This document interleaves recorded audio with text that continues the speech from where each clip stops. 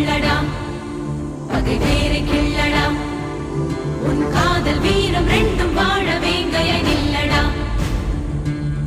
மிதிப்படும் இளமென பொறுப்பது காதல், எரிமலை நெருப்பென வெடிப்பதும்